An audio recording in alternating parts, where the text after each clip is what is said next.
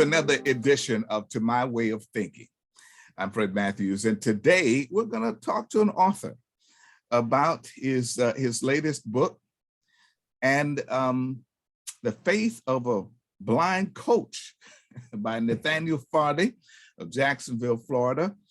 About why you did it. It's about a personality that's fairly well known within athletic circles, but may not necessarily be that well known among circles outside of athletics and academia here locally. So Nathaniel, tell us a bit about who is the faith of the blind coach. It's not you. So who's the blind coach we're talking about? Definitely. Well, it's about my high school coach, Coach James P. His nickname was Bubbling Small. And it was about the lessons that I learned under him when I played for him in 62, 63, and 64. Now, he became blind in the mid-50s, but he did not let that sickness, that illness deter him from his passion for teaching and coaching kids. And when I got there in 62, first he tried to push me into the band. He tried to send me into the band. He said, "You too little to be playing this game here." He said, but he didn't know my heart. See, so I said, "Well, no, I don't know nothing about no band, and I didn't come here to play in the band. I came to New Stanton to play football for you and Stanton High School." And he said, "Well, son, you a little too little for this one." But my junior high school coaches, Coach Lawson and Coach Walker, they encouraged him to keep me out there. So he kept me out there, and I went down to the JV. Then Coach Raspberry, which is Reverend Raspberry, is going home to glory. He had a stopwatch, and he would time the running backs from the back running back position to the line of scrimmage. Right. And even out of all of the athletes that were running backs, my time was faster than any of them. So that opened their eyes too. So Raspberry had a meeting with coach and said, "Hey man, he's the quickest one we got on the field in practice." So the first game was against Pensacola in Pensacola. So I ended up making the team. But the lessons I learned from him, whatever he says, he means. Do not go against his word, because you will not play. And in 64, I learned that. Even though I had been scoring all these touchdowns in 63 and doing well and all that, scored the touchdown in the East-West Classic with 8 seconds left and kicked the extra point. My senior year, I was sick. I was sick the entire senior year of the summer. I had yellow jaundice, and it kept me out of school at the end of school and the whole summer. Time to play the games. So I was sick. I made it to the practices. I got there about a week and then worked out, but I made the traveling squad. But I got hurt in Pensacola. This is my senior year, because my 10th grade year we played them. Then my senior year we played them. And I got injured in Pensacola. Charlie horses catching me cramp. And the guys, when we got back from Pensacola to Jacksonville, they said, "You the only sucker that walked from Pensacola to Jacksonville." So I said, "What is it?" Because I had to get up off the bus and walk, because I had the cramps and Charlie horses catching me and everything. So they tell me, get up and walk, drink this, drink the water. I'm doing all that. And they said, "Man, you the only guy I know ever walked from Pensacola to Jacksonville." And I got that in the book, talking about those issues. And that was small. And that was during the time. That was during the time, especially for high school football, that you didn't have any air-conditioned buses. No, we rode Greyhound. You rode Greyhound? So yes, sir. Coach Small didn't travel nowhere other than down the street to the ballpark, Yellowhound. But everywhere we went and traveled out of town, we rode Greyhound buses. So he was a He was a first-class coach.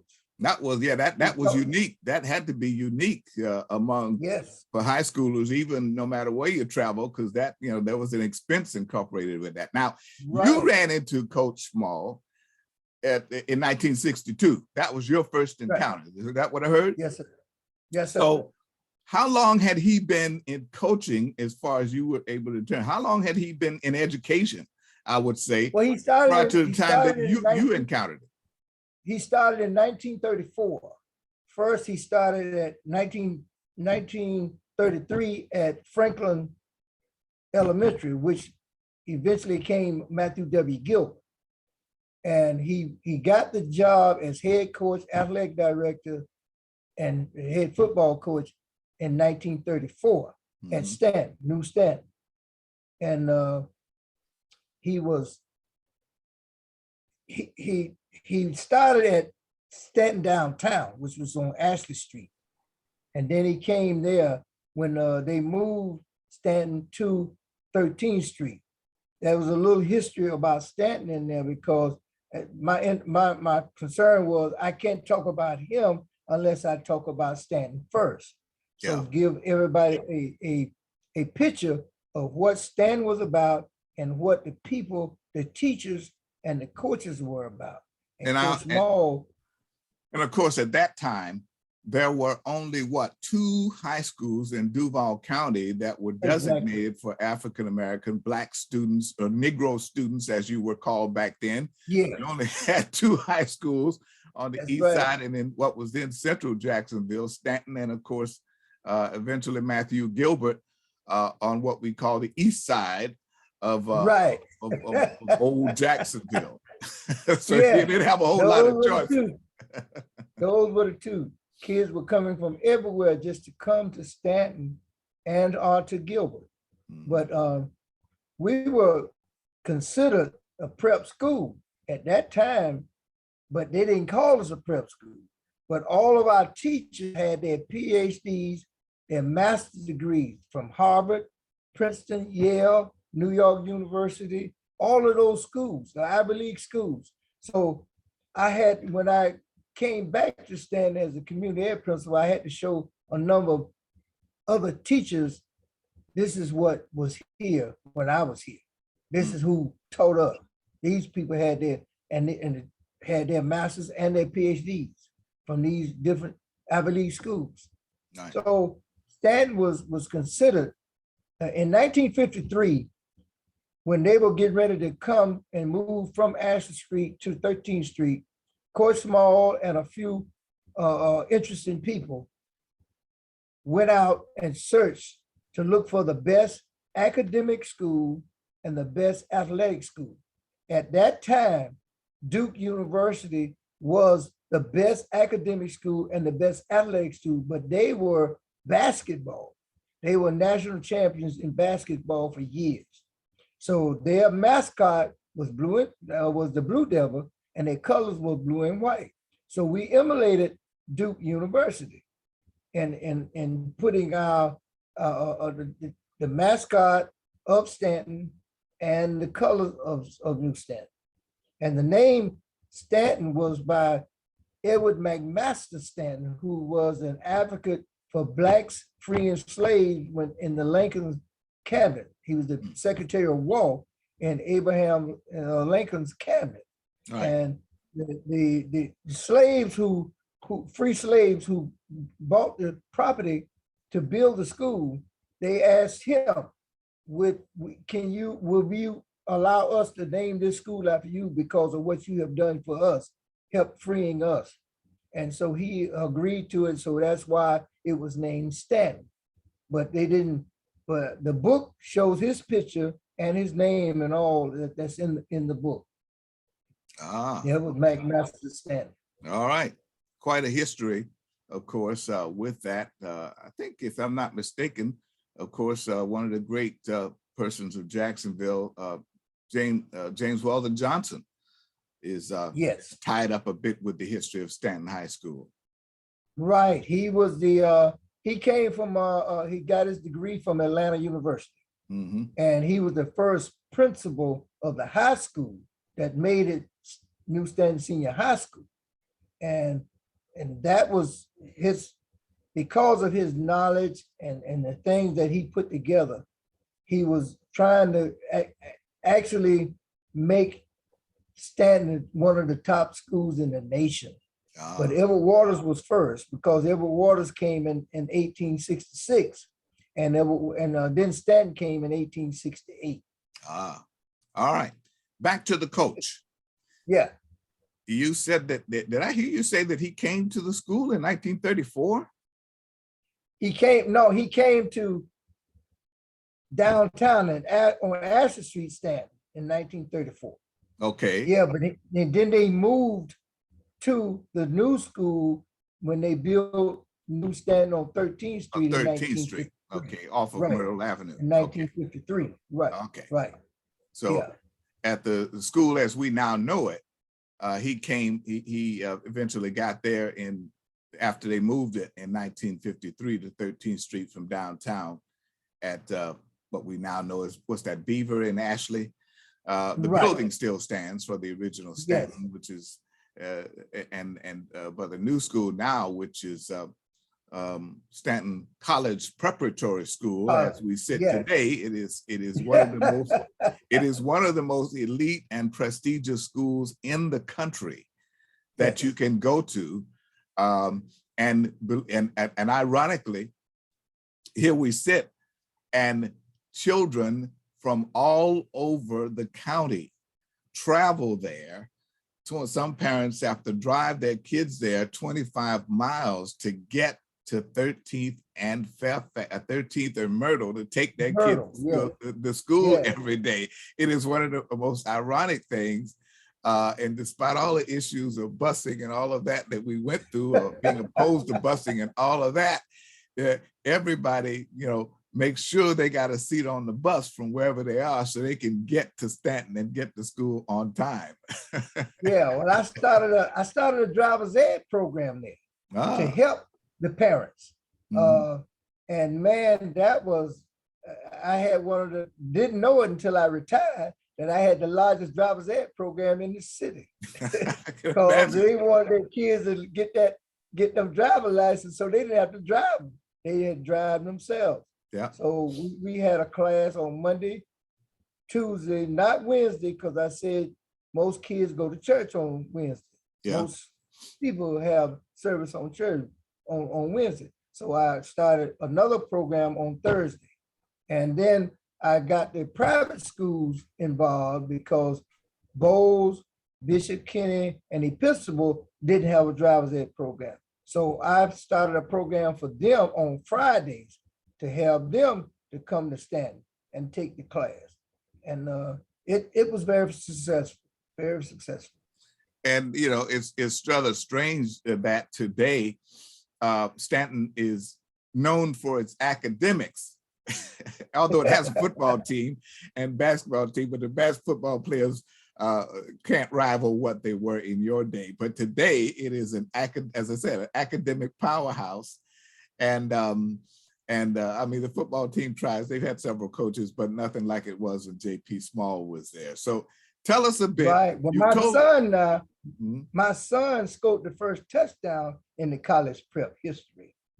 And I prayed the night before, so Lord, if it's your will, let him score the first touchdown. And he went in.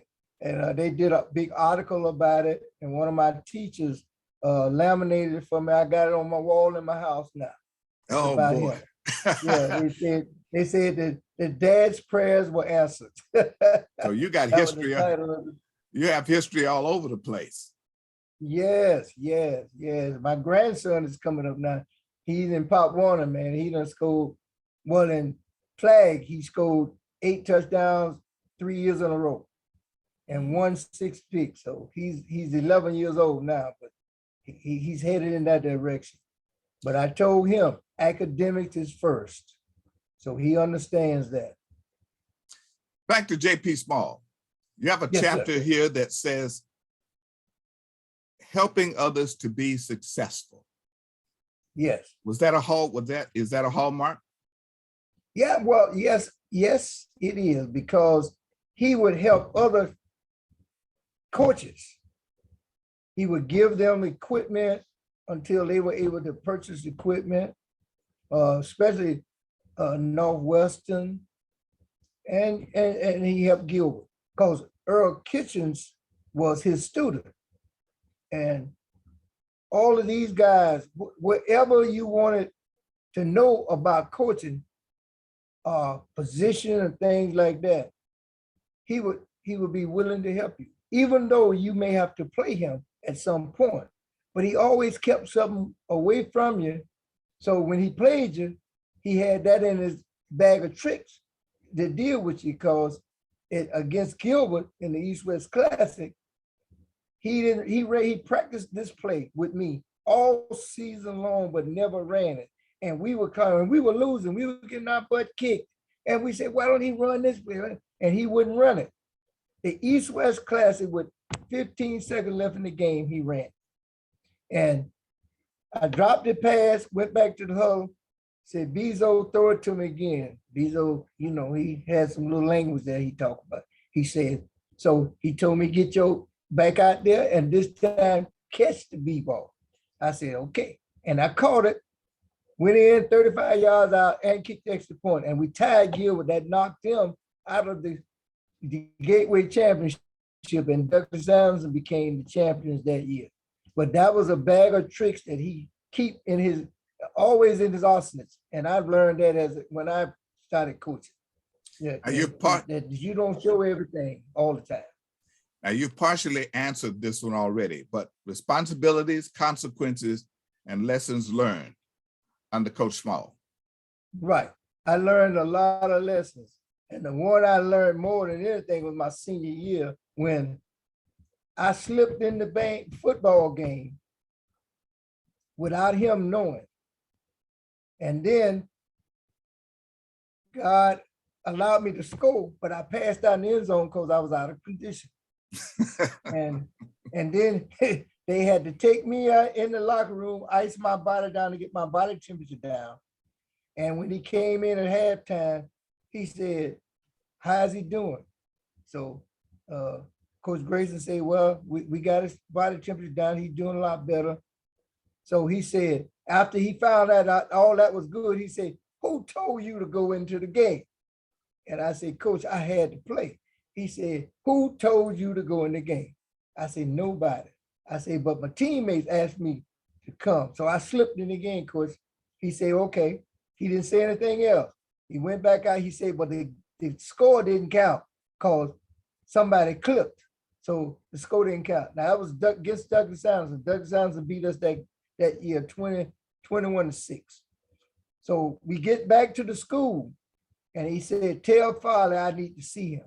So I got my shower and went to his office, and he said, I asked you a question at halftime, and you never answered it. Who told you to go in the game? I said, a quarterback. Quarterback asked me, and the linemen asked me to play. We need you because we were losing. He said, okay, for you being disobedient to my request, I'm going to take your jersey, you will not play in the next game. So I thought that was it. And then he hesitated. He said, no, I changed my mind. So I'm getting excited. He gonna do something else. He said, you will not play in 3 games. So he had me on the sideline holding the down marker with the officials. So he know I couldn't sleep in the game. I had no uniform. I had his street clothes, crying on the side. So I learned a lesson from that point on, which as a 10th grader, he showed me a lesson when he left the starting center and the starting left tackle home because they came to the bus without a shirt and tie. And he was a stickler about how you dress.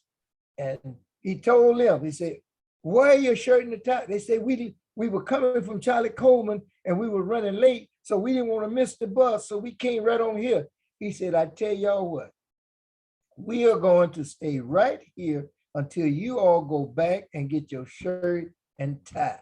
They jumped in his car, Frank Wesley's car, and drove out And he asked Coach Johnson, he said, where are they now? He said, they're turning on Merle Avenue, Coach. And he said, okay, load up. He left them in Jacksonville. That was a lesson learned in 10th grade, but I thought I could get by in senior, but he didn't change his way even in my senior year. And the year before, I was the leading rusher, the scorer in the Big Nine Conference, everything. So, you know, my head was a little big. So he blusted that bubble when he did not let me play in those 3 games. And I learned a lesson from that. Well, but he was always.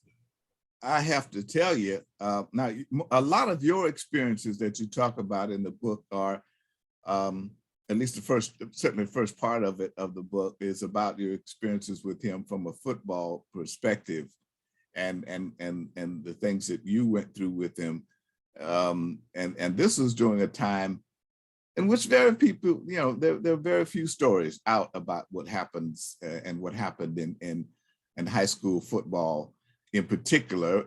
And we all have to remember, certainly footballers know, this is where you get the training. This is where you build up your stamina, your resume, quite frankly, if you're going to go college, and certainly go to the pros, in which a lot of professional players have come from out of Jacksonville with that. But Coach Maul wasn't he athletic director at Stanton? Because you spent a great deal of time with the basketball program also. Yes, he was an athletic director, but the key was he was an academic man first.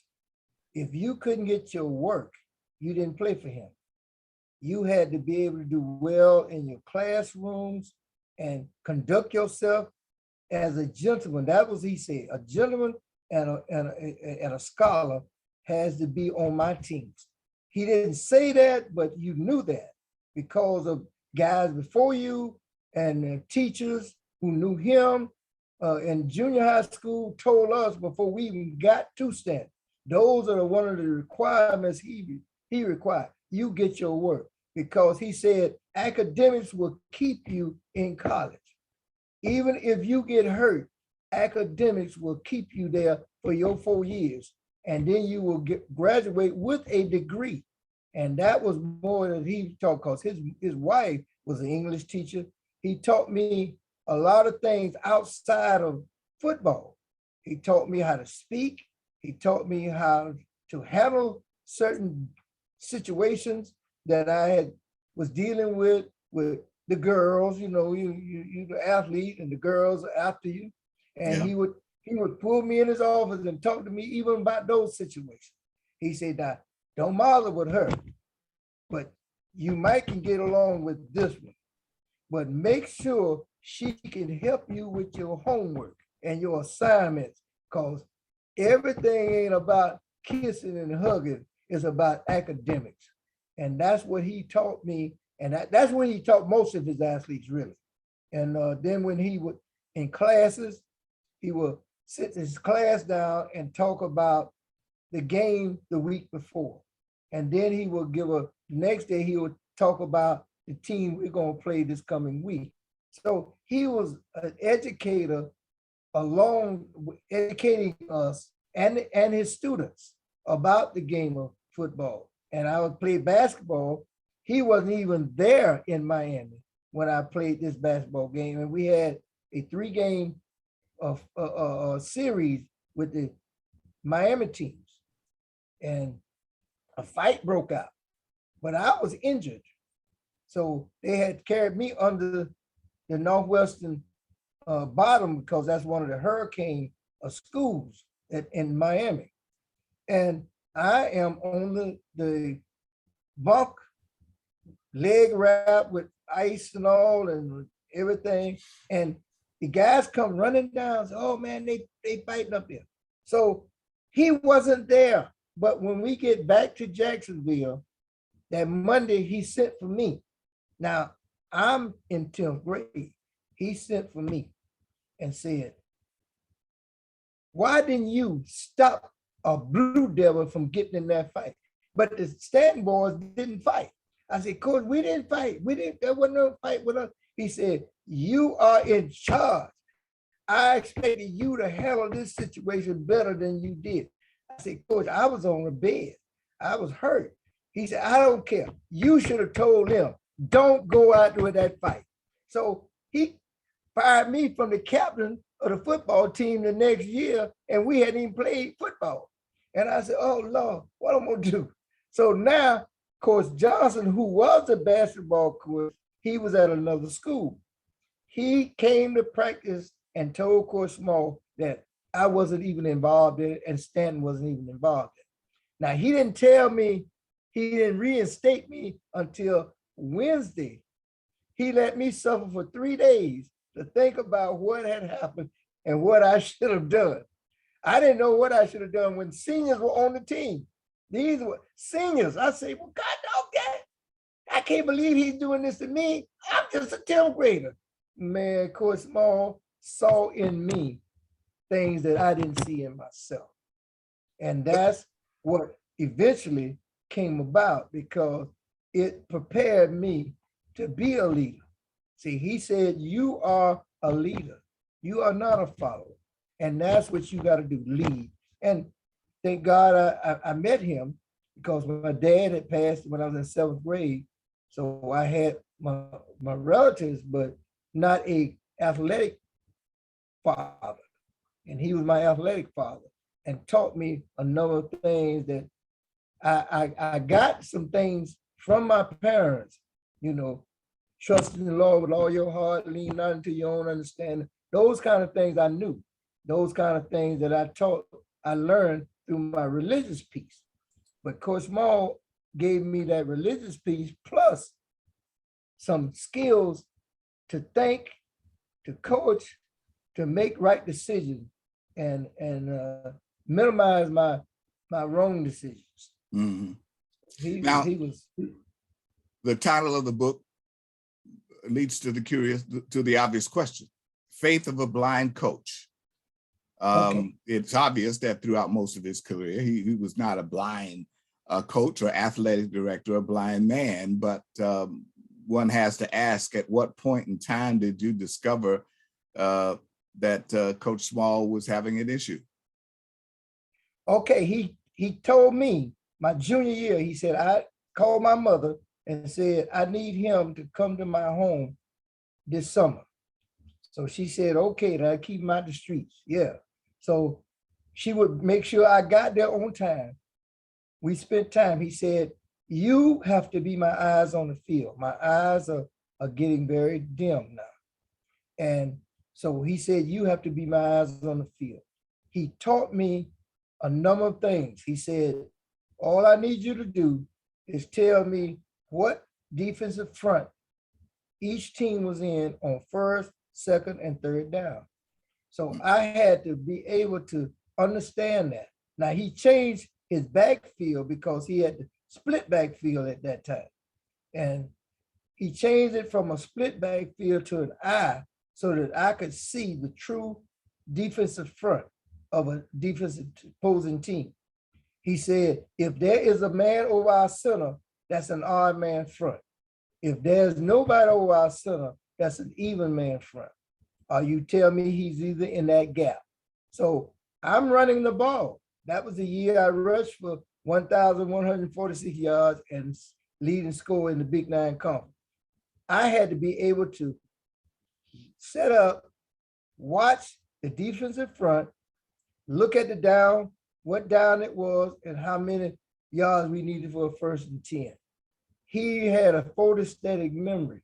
So every time I come off on 4th down, I say, Coach, on 1st down, they went an odd man front. 2nd down, they went an even man front. 3rd down, they was an even man front. He remembered that along with his assistant coaches. And at halftime, he would make adjustments. That's how I learned to make adjustments when I became a coach. He said, well, this is how we're gonna do it. So I had some plexiglass where he got Mr. Hargroves, the shop man, to make some positions out of plexiglass. He would push holes in them and cut the holes out, and different formations he would have. And he would make sure that the other coaches, when they went to scout, all they had to do was put numbers by the receivers and running back and quarterback. That's all. He didn't want to know nothing about nobody else. If there was a good like offensive lineman, they wrote his name down. So we got to watch out for him. And every time they run the ball, they can run over here with him. So they would put his number down. So I helped him put that together. We would go up to the school and he would get Mr. Hargroves to do all these. So I would make the circles in the different positions and we would make copies of them so that coaches would have it. So I learned a lot about coaching as an athlete, student athlete under him, because he said, you got to be my eyes on the field. Now you spend a great deal of time in the book on the minutia, just as you've just done, of his coaching techniques and experiences from year to year, especially from when you were there, his relationships with different players and such. As we look at, as we step back and take a look at it today, what is the one or two things that stand out that make him that have made him such a community figure? Because as we stand today, we have a ballpark named after him, just a block or so away from just a few blocks away from Stanton High School on 8th Street. So what made him such a towering community figure? Was it just athletics, or what was it? Name one or two things that made him such a towering community figure. Well, he organized the first Black officials, football officials.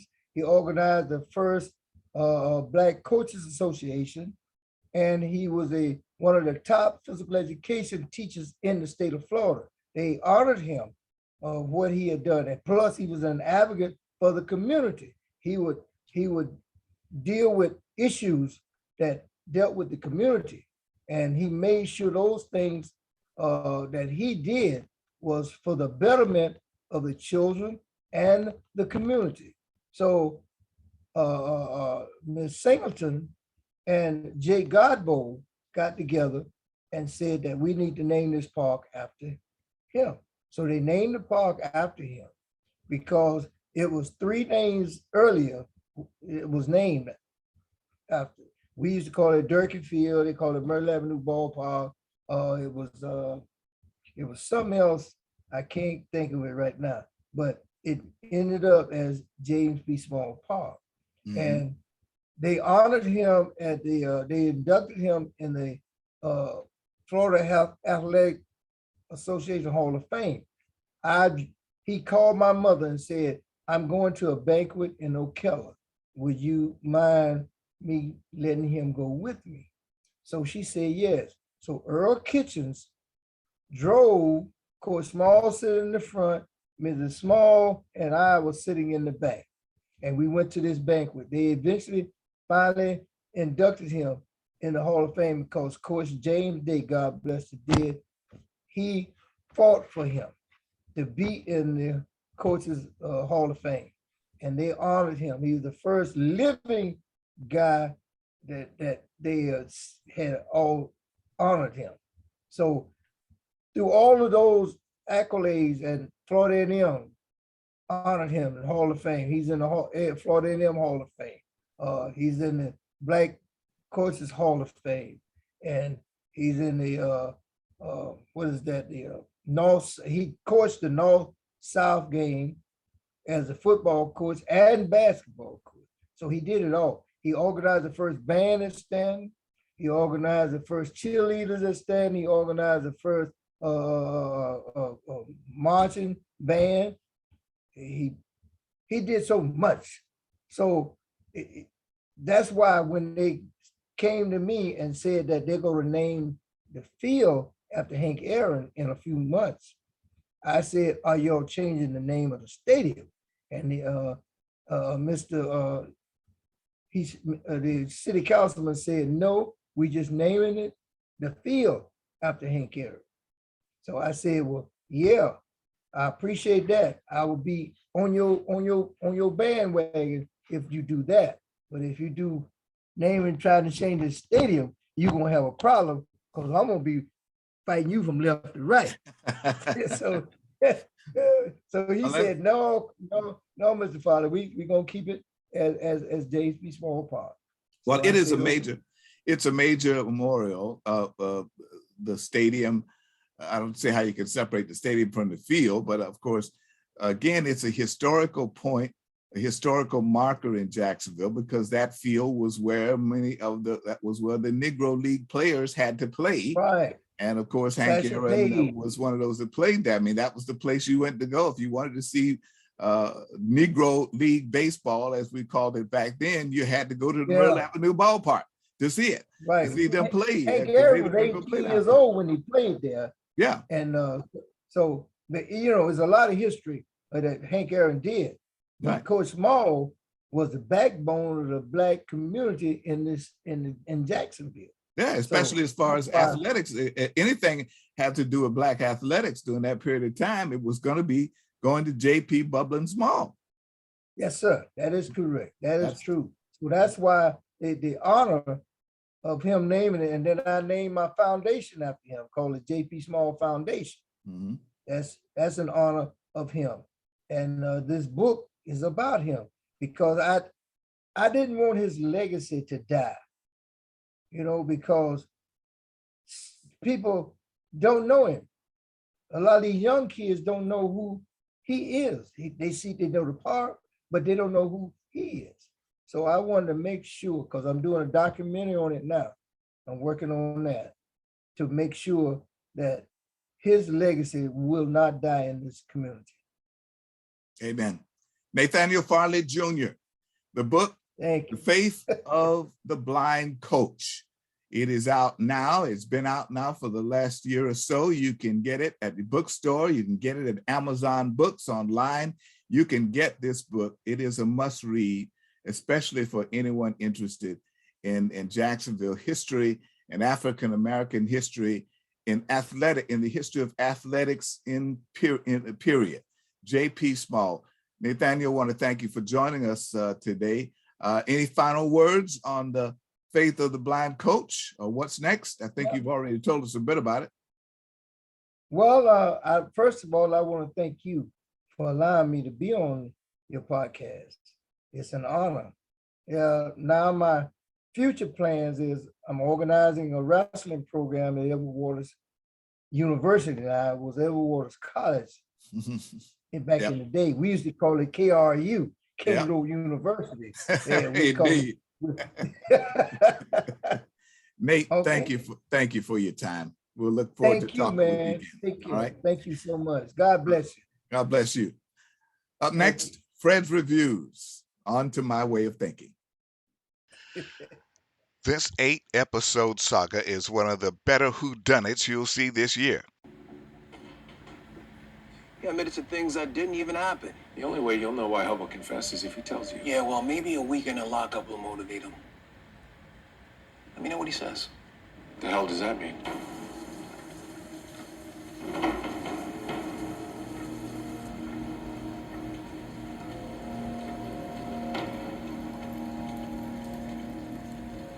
If you boys knew what's about to happen to you, you'd leave now.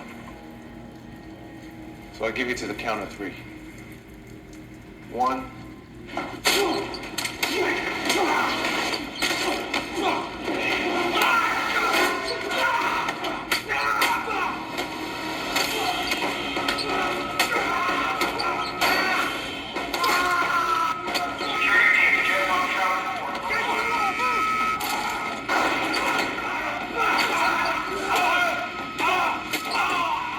Headlined by actors who are not well known but well schooled in the craft with great direction, scripting, editing, and photography, Reacher is one of the best products greenlighted by Amazon Prime Video in quite some time.